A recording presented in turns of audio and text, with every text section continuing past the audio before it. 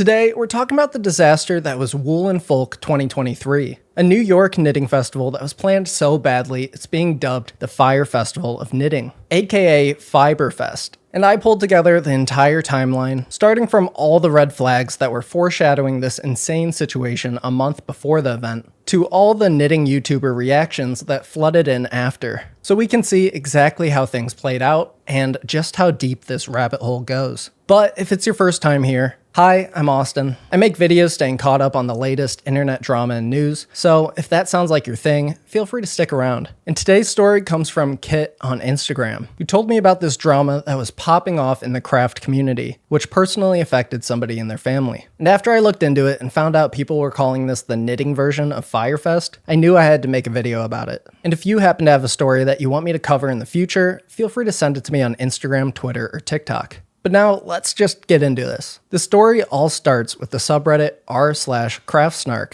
a place for all things craft related when it comes to industry snark, drama, news, and gossip. And talk about this potential disaster of a festival began on September 21st, when a user on the Craftsnark subreddit posted this saying, "What on earth is happening with Wool and Folk?" Now, before we get into what they uncover, let's talk about what Wool and Folk even is. Well, it's a 3-year-old annual knitting festival that's held in New York, and this event is a spin-off of a much larger one called the Sheep and Wool Festival in Rhinebeck, New York. Their website describes it as a celebration of their diverse, inclusive, and extraordinary fiber community. Back in March, it was announced that this event would be held at a new venue, Stone Ridge Orchard. And already in the comments of this Instagram post, former attendees were asking if there would be better parking and shuttle service than previous years, as well as requesting more food and drink vendors. But with this venue change, everything was set for the festival to be held on October 20th of this year. However, on September 17th, just 1 month before the event was planned to happen, Felicia, the woman in charge of organizing the entire festival, hosted a 25-minute Instagram Live, which was then uploaded as a lengthy video. And in this, she reveals a change in venue to Foreland and Catskill. And, you know, it's not the most effective way to communicate to a bunch of non-tech savvy knitting people that their event is now 40 minutes drive away, with people in the comments not too happy that their hotel and transportation plans are now screwed up. But back to the Craftsnark subreddit, where this was posted a month earlier on September 21st after a user noticed the obvious disorganization disaster that was brewing for this festival, where they noted that this venue change, combined with the expected turnout of around 3,000 people, will practically double the population of this small town where only 3,500 people live. The original poster also mentions that in this 25-minute Instagram Live, Felicia makes weird comments about people not DMing each other or listening to rumors. And seemingly, they found out that she closed down her own craft supply store in order to work on this event. This comment under the post sums up all of the tea pretty well, saying, "Change of venue 5 to 6 weeks before an event? Unusual. Worth keeping an eye on. Barely announced change of venue with a split between event founders plus a brick and mortar store closure for at least some length of time, combined with exhortations not to listen to rumors. Exciting. Worth prepping my popcorn and Demon Trolls armchair just in case." The very same day as this Reddit post, a Black-led nonprofit called the Hudson Catskill Housing Coalition posted this series of screenshots on their Instagram, showing how their office's landlord, Foreland, the future location of this festival, is planning on raising their rent by 137.5%. And they go on to share screenshots of emails with the landlord, where they're asking kindly for a more fair rate, with the intention to work up to the market rate over a 2 years' time. With the landlord then firing back by gaslighting the housing coalition, calling their relationship abusive. Oh yeah, won't somebody think about this poor landlord who is so sad because they can't raise rent by 137%? Extracting profit by owning somebody else's means of making a living is completely parasitic. Like, go get a real job. Go actually work. And yeah, these are the same landlords that are planning on hosting a 3,000 person festival in their main venue of only 500 people max. Already, so many red flags leading up to the event. And even more showed up on October 16th when the parking plan was posted to Instagram, with users on Reddit immediately picking apart the situation, noting that last year's venue had more than 1,000 spots but still required more space along with police patrols. This year, there's about 100 spots at a park that's 14 minutes away away walking, 350 spots at a Dutchman's Landing 18 minutes away, and 1,000 spots at a Walmart parking lot 30 minutes away by walking. And the parking plan also notes that shuttles will run to the lots until they're full. But it does seem like enough people were either angry or asking questions about accessibility that the person running the Woolin Folk Instagram page turned off all the comments. However, despite all these concerns and red flags, people were still making their way to the Woolin Folk Festival on October 20th. And the morning of the event, it started raining a little bit, but that didn't deter the vendors from showing up. Also, this is the longest millennial pause I've ever seen. Hey Fiber friends, so as you can tell, we're a little wet here at Woolin Folk. It is raining outside, but that's not a bad thing. Tina's Toasty Toes is located inside where it is warm and dry. So here's when we get into where everything went wrong. And shout out to Christine Parker on Instagram for capturing all of this madness we're about to go through. The morning of the event, things kicked off by pouring rain, and the parking situation was just as bad as people predicted it would be. Then, apparently, the police weren't letting shuttle buses drop people off across from the entrance and made them walk from further down the street. This leading to an extremely long line for a single check-in tent with just one person scanning the tickets. But she later adds on, apparently there were 3 other check-in locations, a total of 4, and no one said a thing about them. Just let hundreds of people wait for 45 minutes in the rain on a stupid bridge. After this, they note that a bunch of vendors were placed all the way up on the 5th floor of Foreland, a building with only one elevator for a 3,000 person festival. Then they go on to show just how much worse the rain is making things, saying, I know the weather is the weather, but a bunch of vendors are set up on a freaking hill. Adding on, there's a literal stream running downhill through one of the main tents. Stock is getting ruined. And so after a frantic morning of dodging the rain, Christine makes it back home and spills more tea on the situation. First, she says, literally a swamp with a cardboard box Band-Aid on it.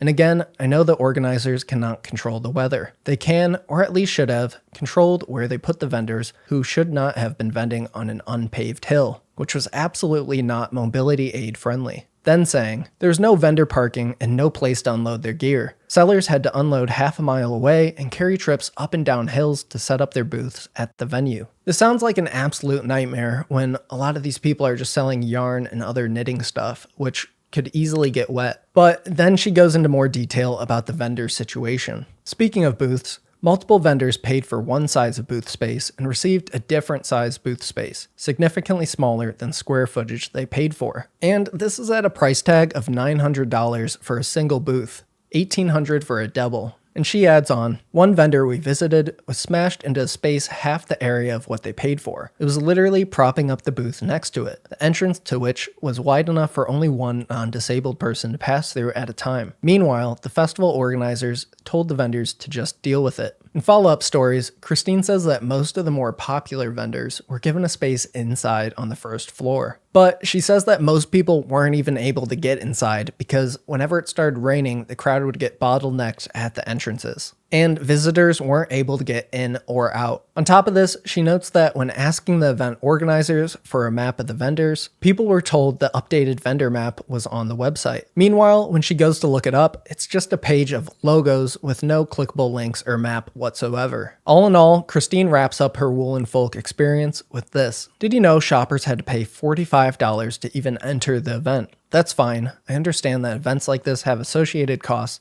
but I did not have $45 worth of fun. In retrospect, I would have paid $45 not to go. I'll pay $45 to never have to do that again because it was deeply unpleasant. And if you're at home experiencing FOMO, you better stop it right now because you didn't miss a goddamn thing other than a bunch of drama. $45 to shop in the mud genuinely sounds like the Fire Festival of knitting. Like, what an insane ripoff. A lot of folks were hoping that r/craftsnark posts were just people overreacting and that event planning always seems chaotic and disorganized and that it wasn't fair to judge an event before it even happened. But I can assure you that Woolin Folk was every bit as bad, maybe worse even, as predicted. And I'm calling it now, there won't be another one next year. This was the nail in the W&F coffin for sure. This all sounds like a nightmare, but after we dive into the vendor side of things, we'll find out that things are actually much, much worse. But following the festival, we saw people over on Knitting TikTok sharing their few highs and many lows from the day, and explaining why they had to leave so early. With one person saying how they usually have to set themselves a budget of $200 for these events, but this year, by the end of it, they weren't even able to come close, and they worry about what this might mean for the vendors. Speaking of which, one of the vendors took to Reddit immediately after the festival and revealed a few eye-opening details. With this post, fellow Wool and Folk vendors, WTF was today. And they write, "Can we please talk about the absolute shit show that was today? From arriving to no booth assignment, to absolute chaos and most of us not being placed where we are listed on the printed program they're distributing, to them not telling folks that several vendors will be outside ahead of time, so nobody was prepared.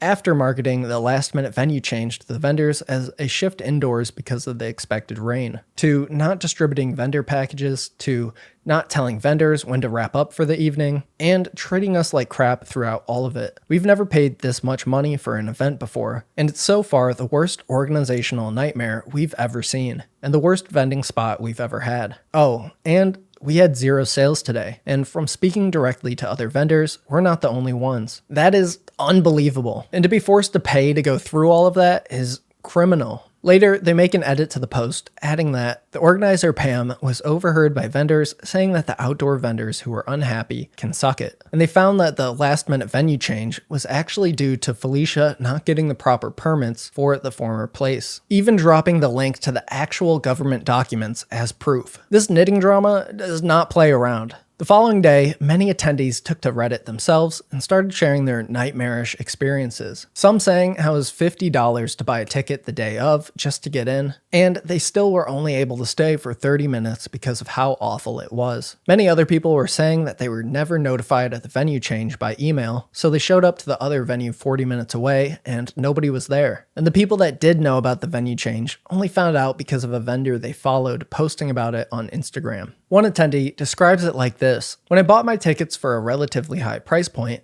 I was buying tickets for a music, food, and yarn event in an orchard with lots of open space. A friend even planned to bring their young child because it seemed like a nice way to spend time together in a non-overwhelming yarn event. What we got instead was a dangerously crowded event in an ex-industrial space with lots of blind ends to get stuck in. No way to find the vendors I wanted to see, no way to even get to some of the vendors. Good luck if you needed elevator access to the 5th floor. The line was wild. No music, no idea where the food actually was, but at least there was food. Standing water in some booths, volunteers who were trying their best but were clearly overwhelmed and confused. I wasn't there more than an hour before it got to be too much. And this event went so poorly and upset so many people that other users on Reddit, over on the Craftsnark and knitting pages, started noticing the drama themselves, with more and more festival goers sharing their experiences. One wrote, "Speaking as a guest, it was so crowded that I couldn't see most actual yarn vendors. It feels like they just shoved as many people and vendors inside as possible to make as much money as they could from booth and ticket sales. I can't imagine having to move through that mud and crowd with a mobility aid though. It was legitimately a bit dangerous. There was next to no seating or accessibility, and this was an event advertised as being accessible. Some vendors also were put outside after being told they would be inside, and several had stock that got damaged because of the mud. A lot of vendors have mentioned that they left with 0 sales because of the dangerously crowded event setup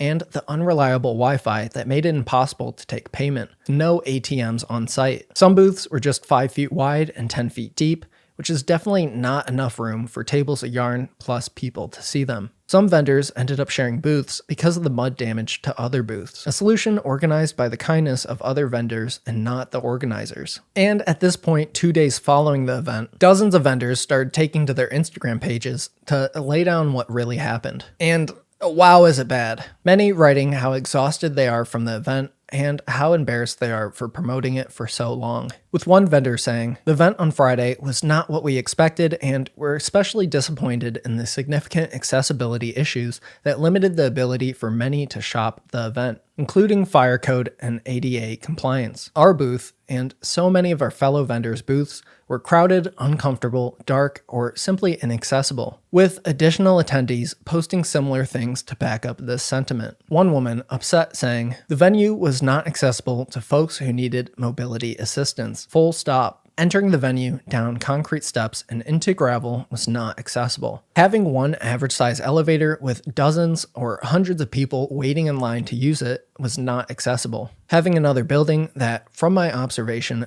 didn't even offer an elevator was not accessible. Giving out handicap parking passes and then not telling those people how or where to utilize their passes was not accessible. Covering giant puddles of mud with soaking wet cardboard was not accessible. The inaccessibility was shameful. And other people added in that it was even less accessible for people with service animals. Overall, it didn't seem like many people came out of this festival with positive things to say. And it makes even more sense after we start seeing the insanely bad Fyre Festival conditions that vendors started posting to Instagram. And it looked bad enough before, but oh my god, these are like the same level of mud pits that they have at Lollapalooza. Like, how did the event organizers not plan for this at all? It's insane. They couldn't look up the weather app one time. One vendor replied under a previously mentioned Reddit post and really laid out the details of how disorganized this thing really was. I paid $1,800 for 2 10x10 booths. My whole week was planned on the information provided in the contract and the subsequent emails. I asked if there was adequate parking for load-in,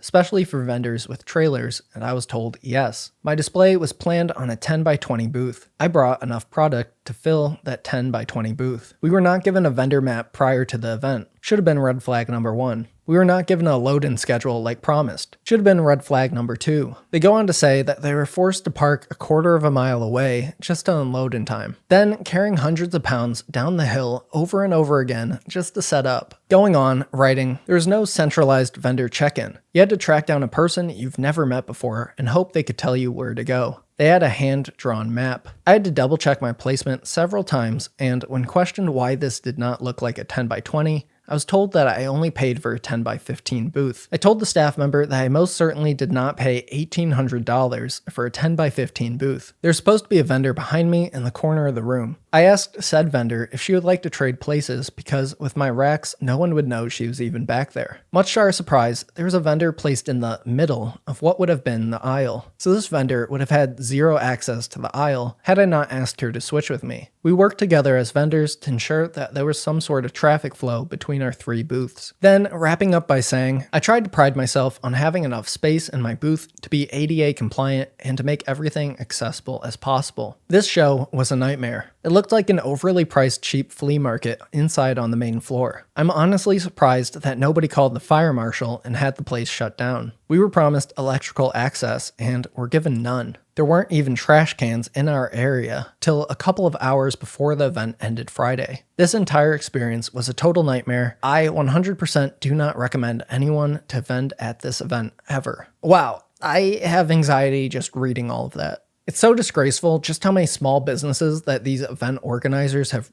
financially ruined, basically, just by hosting this bad of an event. Following all this, after seeing so many vendors speak out about their poor treatment, other attendees and Reddit users got a little pissed off at the vendors that got good sales and didn't acknowledge the disaster at all, arguing that it was impossible not to notice how bad the safety and accessibility issues were, and that these larger vendors that got better spots should speak up for their affected peers, especially considering they got all the sales while many got few to none. The next day, on October 23rd, someone on the Craftsnark subreddit that lives close to where the event was held started blaming the venue for the extremely poor planning, writing, the event was poorly organized, but it's also largely in part due to the venue Foreland itself. I'm sure it was a scramble to find a venue last minute, but there is no way that Foreland was capable of hosting this many people regardless of the weather. They are known for being poor members of the community and exceptionally exclusionary and money-focused. It wouldn't surprise me if they sold the organizers on a vision that they couldn't deliver. How can you have a 3,000-person event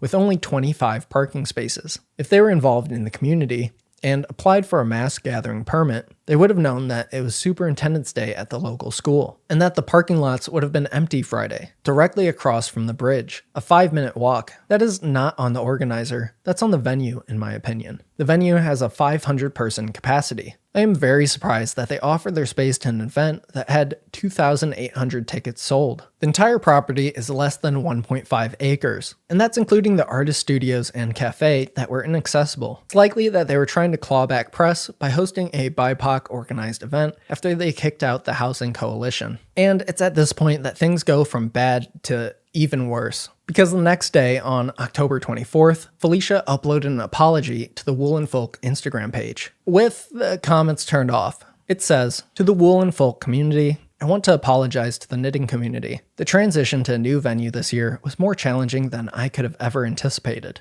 Logistics, coupled with the severity of the rainstorm, made accessibility and crowd control difficult for us. I am sincerely sorry that our accessibility goals were not met and am equally disappointed in the way the day transpired. I had hoped and envisioned a great experience for everyone. I will be taking a hard look at the ways I can improve Wool and Folk and promise to bring you the wonderful and inclusive Wool and Folk event that you have grown to love. To the vendors, I offer an apology to you. Wool and Folk will continue to promote you and your business by sending emails to our guests with links to your sites in order to support your businesses. To the Wool and Folk sponsors, I appreciate your support and understand that this was disappointing for you as well. Thank you for supporting Wool and Folk, and I hope that we can continue to do better for your brand as we grow together. I learned some hard lessons this weekend.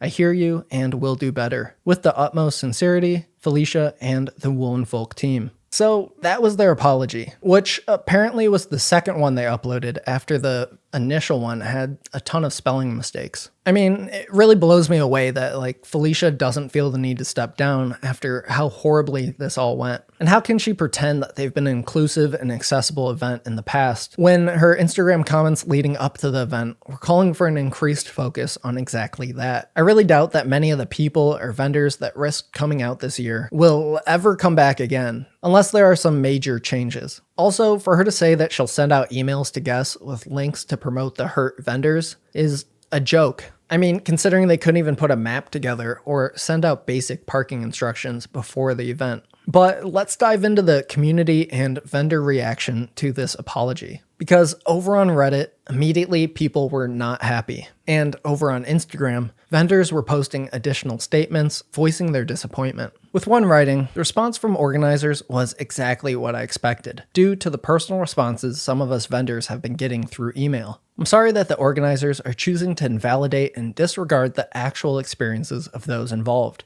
and not planning any restitution. Though I'm not surprised. I'm planning on requesting a refund for my booth space, and expecting to get blocked, just like the other vendors who have already done so. This is an indication on how they feel, and how authentic their response is to both vendors and attendees alike. Adding in the caption that they'll hold firm to the decision to not vend with this show again, or to personally support the organizers. Many other vendors shared a similar sentiment, with another calling out that the event organizers' silence for 2 days following the event was unacceptable, highlighting that the event was inaccessible due to mobility barriers along with poor lighting and visibility. They add on that there's no clear map, so customers couldn't find anyone they were looking for. And this, on top of extremely uncomfortable shopping conditions, led to thousands of dollars in lost sales. Also confirming that they'll never be vending at Wool and Folk again. At this point, I'm pretty sure this festival is done for. But now we get into the knitting community reactions, which shed some light on things that have gone wrong in the past, and how that likely caused the disaster this year. One YouTuber, the Knitting PT, shares that she's heard there were accessibility issues in the past, and that the event organizers said they would be improving things this year. She then goes into detail about how Felicia came to be the one running the festival. Wool and Folk used to be run by two organizers. There's Catherine from Brooklyn General Store, and then Felicia from String Thing Studio, I believe. And the two of them organized Wool and Folk for the past 2 years.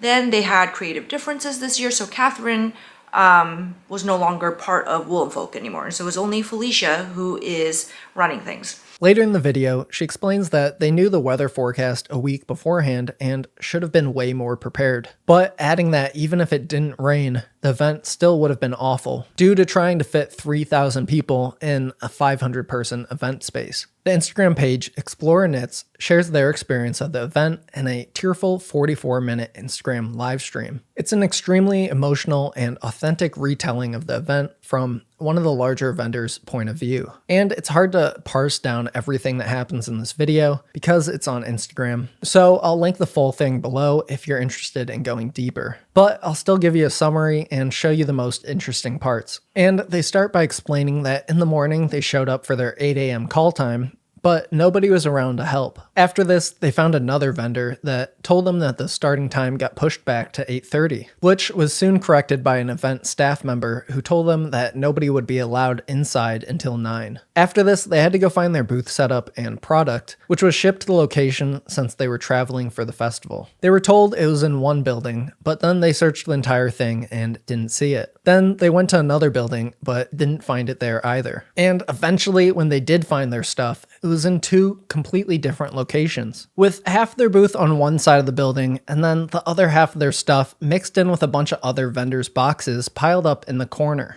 After this, they were left to figure out where to set up outside. And after setting up their booth, they asked for electricity to plug in their sign, since they were told it would be provided. Event staff told them that they couldn't have electricity in their current spot outside, but there's a smaller corner spot inside if they wanted to move. But they decided not to because they knew a lot of people would probably visit their booth, and they didn't want to make things more crowded. This led to 10 vendors in their single tent, sharing just 2 electrical outlets. All in all, they say it was a create your own space type of situation, where they didn't receive support for basic infrastructure or accessibility. And later when they had to plug in their own power strip, an event organizer literally thanked them and didn't show any concern or apologize for not providing what they promised. I do have to include this clip though, because it's at this point that a few interesting things come out about Felicia and the other event organizers. So many people, we witnessed just so many interactions of just people organizing the event being so nonchalant,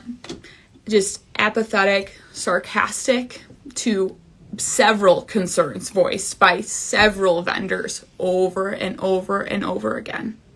To the point where there were points where we were ready to back out of this event. There was a moment when I thought that I shouldn't be subjecting my team to this.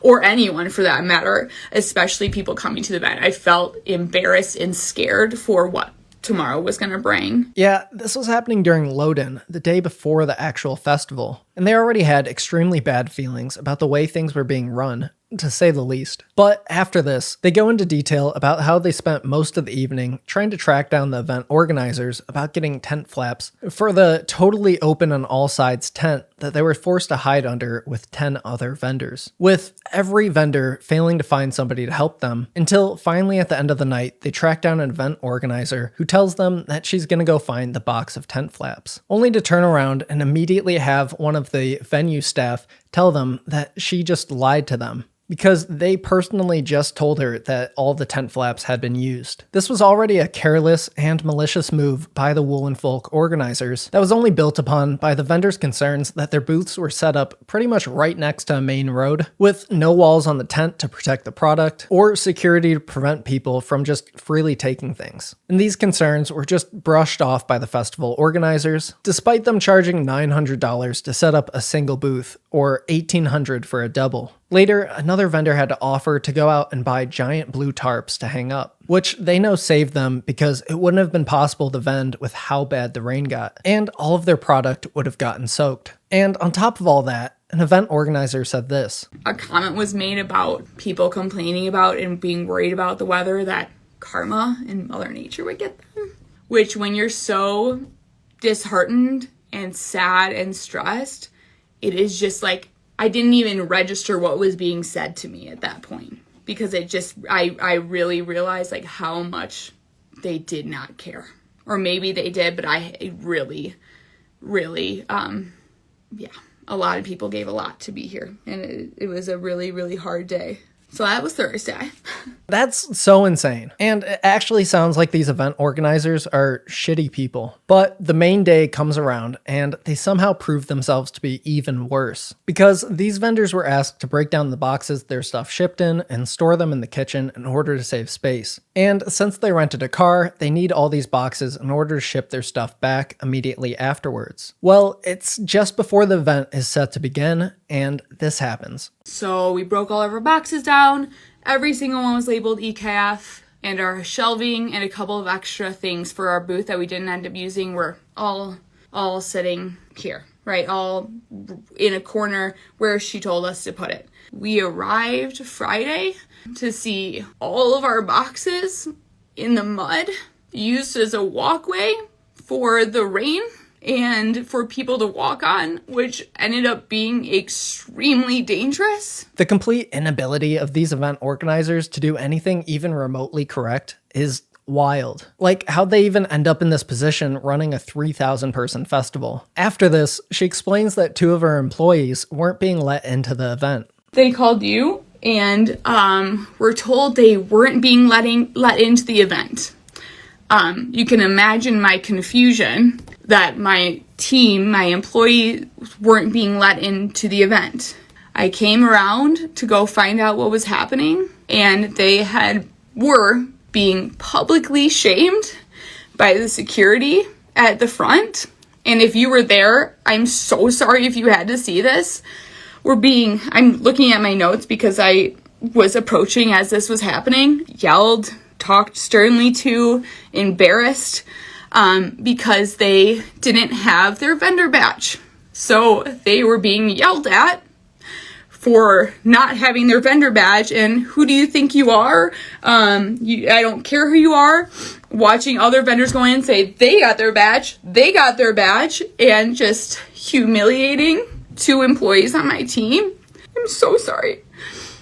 What the hell are these Wool and Folk staff even on? Like, how can you be such assholes over knitting? What even is there to be so entitled about? And she notes that they weren't even given their vendor packet, so they didn't have the vendor badges. That is, until an event staff member finally delivered the packet at 3 p.m. It's incredible how incompetent the people running this festival actually are. And it's somehow trickled down into the behavior of most of the staff towards the vendors and customers. After the festival ended, while they were tearing down, she finally got to talk to one of the event organizers about everything that happened, on top of their boxes being used to walk on top of. We had finally had a chance to tell one of the event organizers about this, I think when we were tearing down or at the end of the event. And she just kept looking at me as I was telling her and then offered me the rest of her tater tots.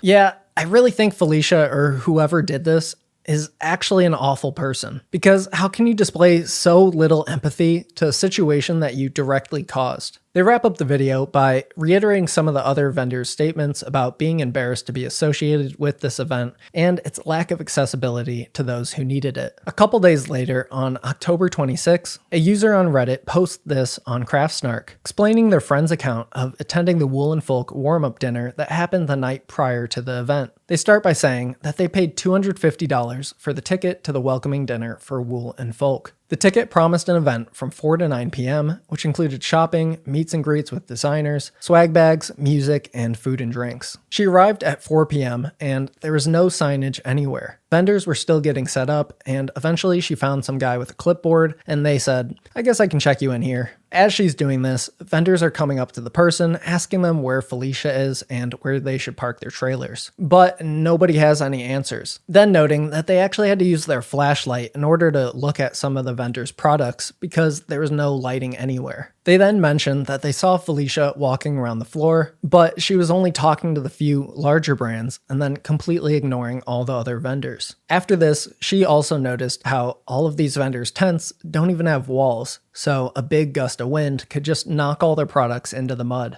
Then, an older woman trips on one of the big spikes holding up the dinner tent and falls down, with Felicia only 5 feet away, but she doesn't acknowledge it whatsoever. When it came to dinner, even the smaller people had trouble squeezing into the 2 tables in the middle and the rest of the middle seating. And if you were on the outskirts, you couldn't get past the sound setup or vendor tents. You were literally trapped. During the dinner, Felicia got up to talk and said that the shopping was done and the vendors were closed. This was at 6 p.m., and people expected the shopping to last the full event. Following this, they somehow ran out of dessert for everyone after only 30 people. Then, I'll just read this part word for word. Felicia held up swag bags and said into the microphone, "1. Grab one on your way out. Don't grab it before." They then dumped them on the ground in a pile by the building. They ran out in less than 10 minutes. A group of 4 women approached Felicia and asked where the bags were. She said, "You saw me put them there. It's not my fault you didn't grab one," with all the condescension in the world. Felicia rolled her eyes and sat down with her friends. She then sat there and talked with her friends loudly about, "What do they expect from me? They're adults, get over it. This is crazy. Like, how did a knitting festival get so aggro?" And this person only continued to hear worse things from Felicia. Musicians went to leave, and Felicia asked where they had parked. They said, up the street. She said, good, at least someone can adult. Even my grown kids can find parking in the city, and everyone here has something to complain about. Good for you for effing figuring out it's not hard. Jesus, can she be more condescending? Well, apparently yes, because here's what they also overheard. It's not my fault you have to walk your stuff here. I didn't make you vend. All while rolling her eyes and laughing. All anyone does these days is complain. If you don't like it, don't come. Easy. Everyone is too sensitive and needy. No one can do anything for themselves. It's not my fault you can't walk upstairs. It's not hard to walk. She should watch where she's walking. The huge spike in the meal tent is in plain sight. Ugh. I don't know what they want from me. What do they expect? Everyone just has to complain about something, or expect special treatment for stupid reasons. Good for you for not being like that. I made a good choice paying you, said to the musicians. Then, while they were in line waiting for food, an older, overweight woman with a cane came up to Felicia and asked if there's anywhere she could sit, because she couldn't fit and was afraid to walk outside on the hill on the slant to eat. And Felicia said, it's open seating. Figure it out, and then walked away. Wow, she just sounds like a terrible person. And now it's not hard to see why so many vendors had such an awful experience and this festival ended up in such a disaster. But anyway, here's a few memes from the Craftsnark subreddit about this whole situation. And I'm going to link to a post below that provides a list of all the affected vendors if you'd like to help out. But now that we've made it through everything, I'm genuinely surprised at how much drama there was behind a knitting festival. And I think I can confidently say that this was, for sure, the Fyre Festival of knitting. But all that's left is for me to ask you, what do you think about everything? Was this poor planning on part of the organizers? Or does the venue share some fault too? And what do you think about Felicia, the apparent mastermind behind this whole festival? And did you actually go to Wool & Folk 2023? Was it as bad as everything I just went through? Let me know in the comments. And if you want to stay caught up on the latest internet drama and news, feel free to stick around and check out my recent videos. Thank you so much for watching to the end, and I'll see you in the next one. Throw a stones toss all across the creek, and I do it every day, Monday through Friday.